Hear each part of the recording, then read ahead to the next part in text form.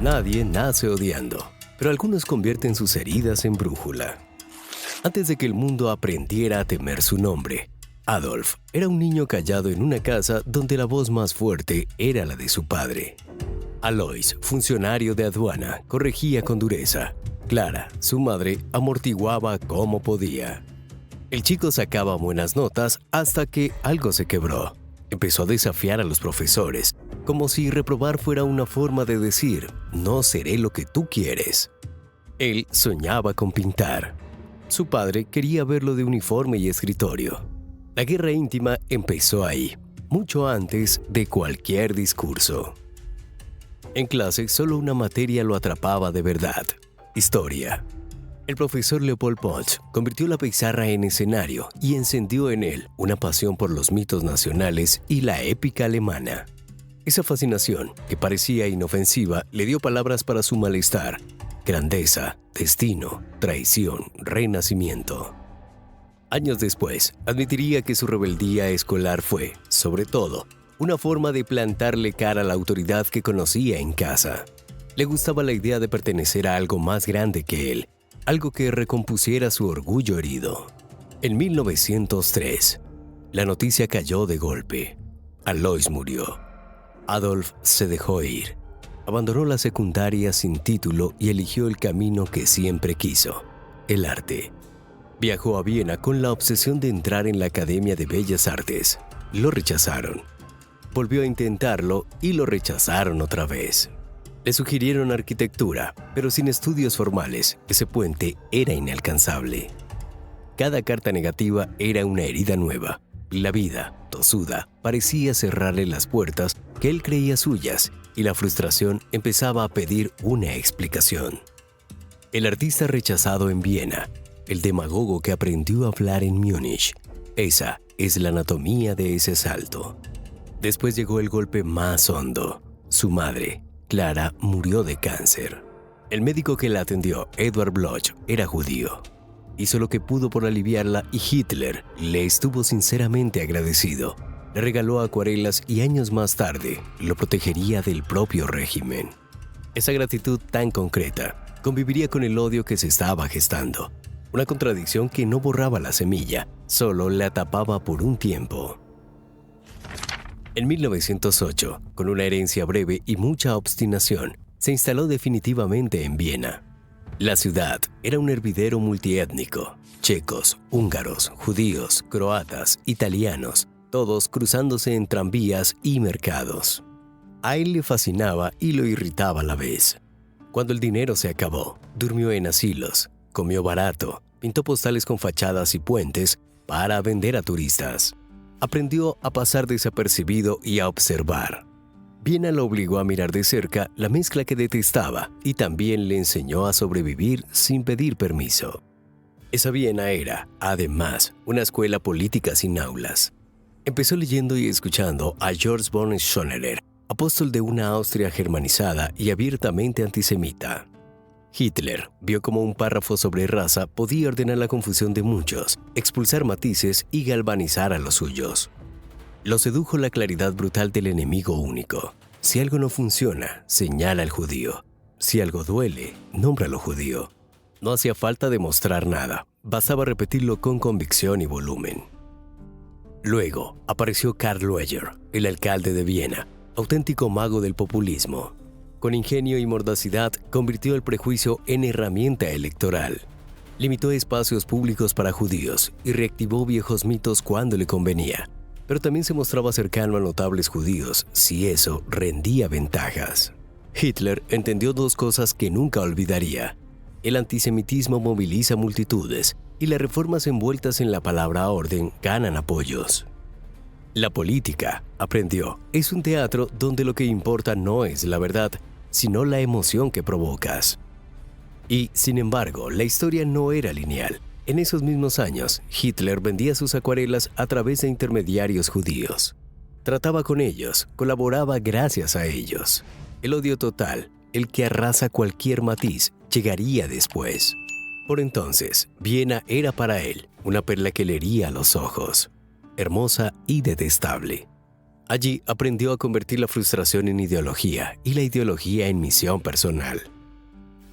En 1913 huyó a Múnich, oficialmente para empezar de nuevo, en secreto, también para evitar el servicio militar en el imperio austrohúngaro que tanto despreciaba.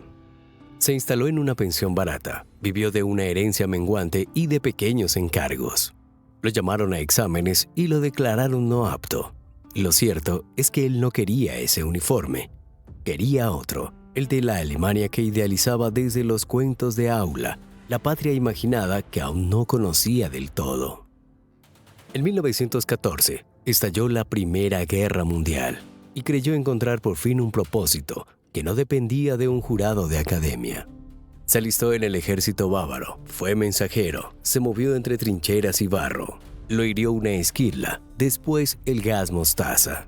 Recibió cruces de hierro, medallas pequeñas para vestir el orgullo y olvidar un rato el hambre y el miedo.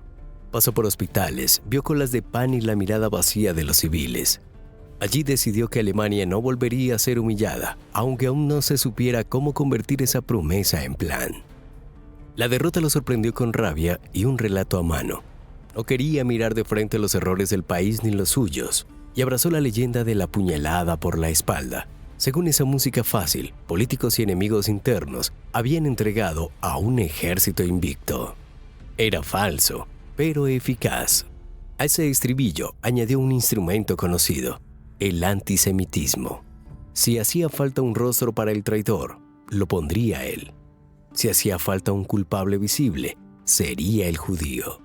Con esa mezcla de rencor, épica prestada y hambre de revancha, salió del hospital convertido en un hombre con misión.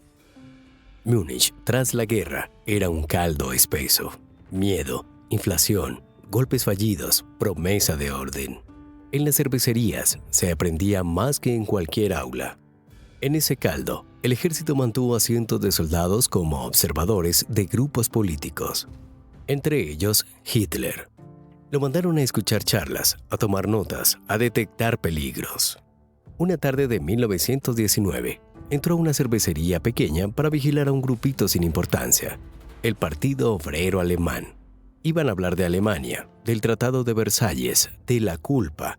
Él, que había aprendido a leer las alas, se quedó. El orador principal, Anton Drexler, flaqueó ante una intervención desde el público. Hitler pidió la palabra. No llevaba uniformes brillantes ni medallas vistosas, pero tenía un tono que cortaba la respiración. Convirtió su réplica en látigo y, de pronto, la gente dejó de mirar al escenario para mirarlo a él. Drexler lo abordó al final. Debería unirse. Hitler dudó apenas y aceptó.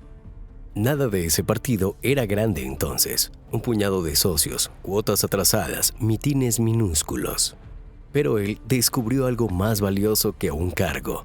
Descubrió que su voz podía mover cuerpos, que su dedo, al señalar un culpable, ordenaba los sentimientos de la multitud. Lo demás fue bautizo y símbolo. El partido cambió de nombre a NSDAP. Adoptó un programa de 25 puntos y una estrategia que convertía el enojo en ceremonia. Estandartes, desfiles, brazaletes con esvástica negra en fondo blanco y rojo. A cada consigna, un enemigo nítido. A cada herida, un responsable con rostro. El traidor interno tenía etiqueta: judío. En los pasillos se repetía que controlaban la prensa, la banca, la cultura, que detrás del liberalismo y del marxismo había la misma mano. La simplificación era impecable para oídos cansados. Un solo peligro, muchas máscaras. La calle se llenó de camisas pardas, la SA, jóvenes que encontraron en la disciplina una identidad y en la violencia un lenguaje. En 1923, la hiperinflación volvió borrosa la realidad. Amontonabas billetes para comprar pan. Los precios cambiaban entre la mañana y la tarde. El caos es fértil para los vendedores de certezas. Hitler hablaba y la gente con el estómago vacío asentía. El antisemitismo no era un adorno de su discurso, era un engranaje central. Al presentarlo como una amenaza total, finanzas y revolución, capitalismo y bolchevismo, cerraba el círculo perfecto. Nos atacan por arriba y por abajo. En Baviera, todavía pesaba el recuerdo de la breve República Soviética de 1919. Bastaba pronunciar judebolchevismo para encender alarmas y justificar golpes. El miedo hizo el resto. La impaciencia, entonces, lo llevó al error que lo haría famoso. La noche del 8 de noviembre de 1923, irrumpió la Burgerbrau Keller, una cervecería abarrotada donde hablaban las autoridades bávaras. Subió a una mesa, disparó al techo y anunció el nacimiento de una revolución. Se aseguró, o creyó asegurarse, el apoyo de los jefes locales. Al amanecer del día 9, miles marcharon hacia el centro. En la Odeonsplatz, cerca de la Felgerhalud, la policía bloqueó el paso.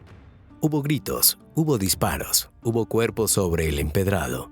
La marcha se desmoronó. Hitler cayó, huyó, fue arrestado días después. El golpe había fracasado, pero la historia le preparaba otra escena mejor iluminada: el tribunal. El juicio fue un escenario con micrófono y periodistas. Hitler convirtió la defensa en un mitin y a los jueces en figurantes. Dijo que su único delito había sido amar demasiado a Alemania. El público lo escuchó como si el veredicto importara menos que el espectáculo. Lo condenaron, sí, pero a una pena suave en la prisión de Lamberg, con visitas, correspondencia, comodidades. Allí, dictándole a Rudolf Hess, trenzó su ideología en un libro, Mein Kampf. No era una obra de ideas originales, era un mapa emocional. El mundo como lucha de razas, la nación como comunidad de sangre, el Estado como instrumento de purificación. Leisborough, espacio vital en el este a conquistar. Y la pieza fija de su rompecabezas, el judío como enemigo esencial, la supuesta conspiración que unía prensa, finanzas y marxismo. No hablaba ya de obstáculos, hablaba de plagas, no de adversarios políticos, de un parásito a erradicar. En esas páginas, la negación del otro dejó de ser consigna y se volvió programa. Salió de prisión en 1924 con una lección aprendida. El asalto no, la vía legal sí. Prohibieron el partido por un tiempo, lo reconstruyó con paciencia, dividió tareas, sofocó rivales internos, creó una máquina que mezclaba propaganda, disciplina y espectáculo. En 1926, un joven de verbo rápido y ambición a juego, Joseph Goebbels, encontró en él a su profeta. Juntos pulieron la liturgia, afiches, consignas cortas, noticieros, altavoces, marchas nocturnas. Hitler cuidó su figura como un producto, el líder severo pero cercano, el salvador que escucha y ordena. El mensaje era siempre el mismo, dicho de mil maneras: Alemania está enferma, yo seré el remedio, el enemigo vive entre nosotros. Las urnas todavía no le daban la llave. En 1928, apenas rozaron una minoría modesta en el Reichstag. Aún así, en las plazas se sentía que la brújula de la rabia ya señalaba norte. Bastaba una crisis más profunda para que la puerta se abriera, y la historia, como si lo hubiera estado escuchando, ya traía en camino un derrumbe que haría temblar a medio mundo. El derrumbe llegó con traje de banquero. En 1929, la crisis partió en dos la mesa de Alemania. Millones sin trabajo, fábricas mudas, colas para un pan que ya no sabía nada.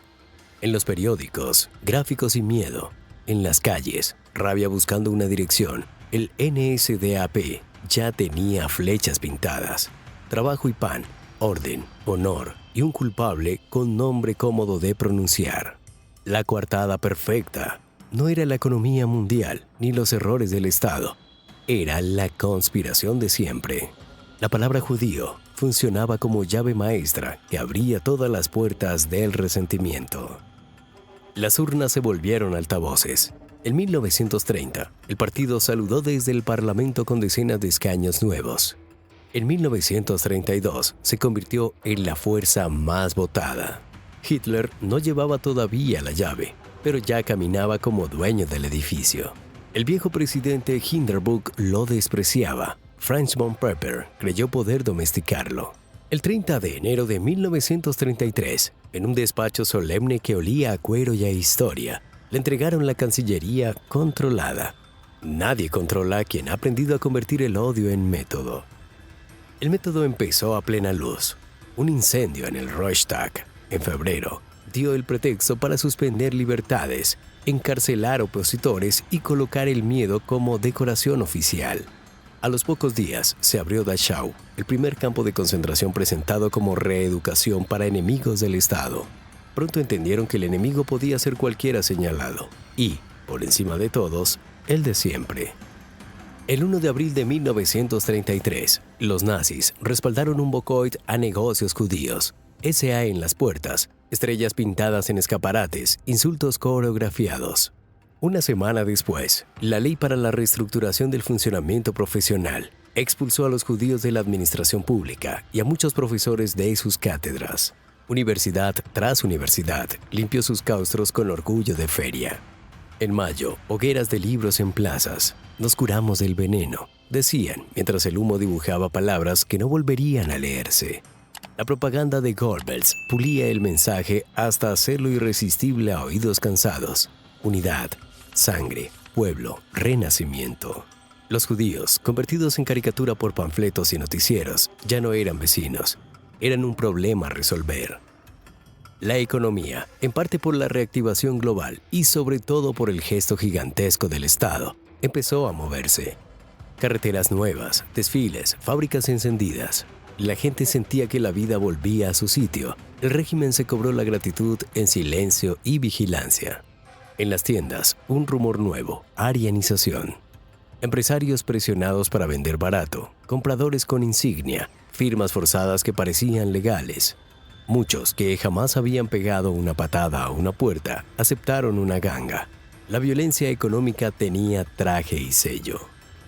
En 1935, las leyes de Nuremberg pusieron cerrojo legal al prejuicio. Un judío dejó de ser, ante todo, una persona. Pasó a ser una definición biológica escrita por burócratas. Porcentajes de abuelos, certificados de bautismo revisados, como si los archivos pudieran cambiar la carne. Se prohibieron los matrimonios y relaciones entre judíos y arios. Se retiró la ciudadanía a quienes hasta ayer pagaban impuestos y servían en el ejército. La cuestión judía dejaba de ser grito, se volvía reglamento. El vecino de arriba, que aún saludaba en la escalera, descubrió de pronto que su matrimonio era delito. Las risas en la oficina sonaban a inventario. ¿Quién es quién? ¿Qué apellido pesa? ¿Qué apellido salva? Mientras tanto, el mapa se inclinaba hacia la guerra. En 1936, tropas alemanas entraron en Renania desmilitarizada y el mundo miró para otro lado. Ese mismo año, Berlín se vistió de talco y estandartes para unos Juegos Olímpicos que maquillaron la realidad. Atletas judíos alemanes quedaban fuera de las delegaciones. Periódicos extranjeros celebraban la organización impecable. La estética siempre fue parte del plan. Luz, orden, precisión y, detrás, listas de nombres. En marzo de 1938, el Anschluss borró la frontera con Austria. La entrada de las tropas fue recibida con flores y brazos en alto. A las horas, las tiendas judías de Viena aparecieron con vidrios rotos y letreros humillantes. Gente obligada a fregar las calles con cepillos mientras los curiosos reían. Un ensayo general con público entregado. Ese verano, Europa habló en Evian sobre refugiados judíos y con elegancia dijo que no podía recibirlos. Las puertas cerradas son también una forma de violencia. El otoño trajo sudestes, otra concesión, otra mueca de alivio en salones diplomáticos. Nada detuvo la siguiente escena. La noche del 9 al 10 de noviembre de 1938, la Kristallnacht convirtió ciudades en trampas de luz. Sinagogas ardiendo, escaparates hechos trizas como alfombras de hielo, viviendas saqueadas, cementerios profanados. 30.000 hombres judíos fueron detenidos y enviados a campos. Al día siguiente, además, la comunidad recibió la factura, una multa colectiva por los daños que no causó. El Estado ya no fingía neutralidad, era el director de la orquesta. Para entonces, el odio había completado su metamorfosis, de rumor de taberna a ley, de ley a costumbre, de costumbre a paisaje. Los niños aprendían canciones con rimas fáciles sobre pureza. Los médicos hablaban el idioma de la eugenesia. Los jueces firmaban como si la justicia fuera una fórmula química. Hitler, que necesitaba un mundo simple para que su herida encontrara sentido, lo había conseguido. una nación que respiraba al compás de una mentira útil. Lo que venía después ya no requeriría grandes discursos, solo trenes, listas y silencio. La guerra comenzó como un rugido y se volvió un sistema. En septiembre de 1939, los tanques cruzaron Polonia y detrás llegó la burocracia de la deshumanización. Registros, brazaletes, censos que reducían a una comunidad milenaria a números y calles marcadas. En los territorios ocupados, los judíos fueron empujados a guetos como Varsovia, Todz o Cracovia. Detrás de los muros, hambre y tifus. Fuera, uniformes que aprendieron a no mirar. Las sinagogas se volvieron almacenes o cenizas, los cementerios quedaron desprotegidos, los rezos pasaron a susurrarse para no llamar la atención. La vida se contrajo hasta caber en una cartilla de razonamiento. Luego aparecieron los Hebsagruppen, unidades móviles de asesinato que siguieron al ejército hacia el este. En bosques con nombres hermosos, alinearon a mujeres, hombres y niños, cavaron zanjas, apretaron gatillos y dejaron que el silencio terminara el trabajo. Las fosas comunes se multiplicaron como cicatrices sobre un mapa que perdía color. A la vez, la propaganda afinaba su gramática, el judío como vacilo, como plaga, como problema. Si la palabra convierte a alguien en cosa, matarlo parece trámite. Ese fue el truco, degradar al otro hasta que el crimen sonara a higiene. En 1941, con la invasión de la Unión Soviética, el proyecto se volvió total. Las balas eran ineficientes, hacía falta algo más frío y ordenado. A comienzos de 1942, en una villa junto a un lago, altos funcionarios se sentaron alrededor de una mesa y hablaron de logística. La conferencia de Weins no inventó el odio, lo tabuló. Trenes, cupos, destinos. El eufemismo solución final entró en documentos como llave de un crimen sin vuelta. Los campos ya existían. Algunos se reconfiguraron como fábricas de muerte. Auschwitz-Birkenau, Treblinka, Sobibor, Belzec y Chelmno. El proceso era repulsivamente sencillo. Llegada, selección, despojo, cámara, horno. Se extraían dientes, se reciclaba pelo, se cortaban anteojos por toneladas. El asesinato tomó la cadencia de una cadena industrial. Participaron muchos, jerarcas que firmaban órdenes, contadores que cuadraban listas, maquinistas que cumplían horarios, guardias que obedecían o disfrutaban. Otros aprovecharon la arianización para quedarse con un negocio, un piano, una casa. No todos empuñaron un arma, bastó con que muchos se acostumbraran. La resistencia existió, aunque la historia la recuerde menos de lo que merece. En 1943, el gueto de Varsovia eligió arder con dignidad antes que obedecer. Jóvenes con pistolas viejas y bombas caseras mantuvieron a raya por semanas a un aparato militar entero. También hubo partisanos en bosques y montañas y familias que escondieron a desconocidos en desvanes húmedos a cambio de nada más que su conciencia. En esas historias, la humanidad no fue consigna, fue riesgo. En 1944, el régimen quiso exprimir el tiempo que le quedaba. Hungría, que había aplazado lo inevitable, empezó a deportar con velocidad indecente. En semanas, cientos de miles de judíos fueron enviados a Auschwitz. Entre los últimos trenes viajaron madres con niños que ya no sabían conjugar el futuro. Las estaciones europeas, con relojes impecables, marcaron la hora exacta de cada salida sin preguntar por el destino. La guerra se dio vuelta como un guante. Bombas sobre ciudades alemanas, hambre en la mesa de los que aplaudieron, fisuras en los que mandaban. En 1945, cuando el cerco se cerró, Hitler bajó a un mundo sin cielo, el búnker. Afuera, un país en ruinas.